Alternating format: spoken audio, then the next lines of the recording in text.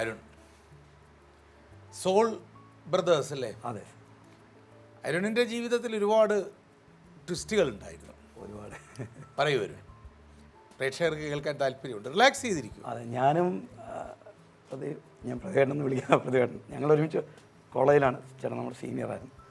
ചെമ്പഴി അവിടെ പഠിച്ചിരുന്നു.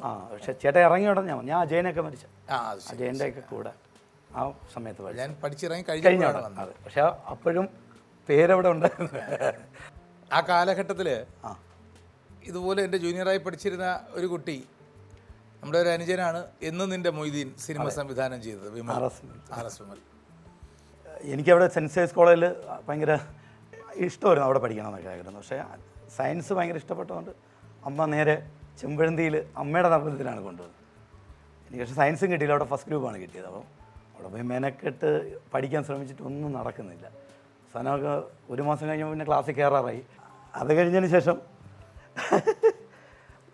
ഞാൻ പറഞ്ഞു എനിക്ക് ഫസ്റ്റ് ഗ്രൂപ്പ് വേണ്ട, തേർഡ് ഗ്രൂപ്പ് മതി എന്ന് പറഞ്ഞ് തേർഡ് ഗ്രൂപ്പിലോട്ട് വന്നു. അങ്ങനെയാണ്.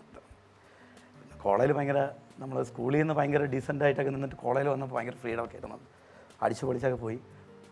പരീക്ഷയ്ക്ക് തുണ്ട് വെച്ച് പിടിച്ചു, സ്ക്വാഡ് പിടിച്ച് ഡീബാർ ചെയ്ത് മൊത്തത്തിൽ പോയി. ജീവിതമേ ഒരു പരാജയം ആയി. എല്ലാ വീട്ടുകാർക്കും ഇഷ്ടമല്ല, പക്ഷെ അവിടെ ഒന്നൊരു പരാജയം ഉണ്ടായിരുന്നു. അതാണ് എൻ്റെ ജീവിതത്തിലെ ഏറ്റവും വലിയ വിജയമായത്. അപ്പോഴാണ് നമ്മൾ മനസ്സിലാകുന്നത്, അയ്യോ നമ്മൾ പരാജയപ്പെട്ടല്ലോ, അല്ലെങ്കിൽ നമ്മൾ നന്നായില്ലായിരുന്നു, എന്തെങ്കിലുമൊക്കെ പഠിക്കണം. പിന്നെ ഞാൻ പ്രീ ഡിഗ്രി മൊത്തം എഴുതിയെടുത്തു. അതിന് തുടർ പോയില്ല. പിന്നെ പല മേഖലകളിൽ ബേക്കറിയിൽ ജ്യൂസ് അടിക്കാൻ തൊട്ട് തുടങ്ങി. ഇതാണ് സിനിമയിലേക്ക് വരും. അതെ അതൊക്കെ വിടാം അല്ലേ. സിനിമ സത്യം പറഞ്ഞു കഴിഞ്ഞാൽ സിനിമയിൽ അഭിനയിക്കണമെന്ന് ആഗ്രഹമേ ഇല്ല. സനൽകുമാർ ശശിധരൻ്റെ സെക്സി ദുർഗയിൽ അഭിനയിച്ചു. പിന്നെ ഏതിലാണ്? കയറ്റത്തിലുണ്ടായിരുന്നു. കയറ്റത്തിൽ വർക്ക് ചെയ്തിട്ടില്ല. പിന്നെ ഞാൻ മോൾ അഭിനയിച്ച വഴക്കിൽ ചീഫ് അസോസിയേറ്റ് ഡയറക്ടറായിരുന്നു. വാഴയിൽ അഭിനയിച്ചോ? വാഴയിൽ ഒരു അച്ഛൻ ഞാനാണ്. ആരുടെ അച്ഛനായിരുന്നു അതിൽ?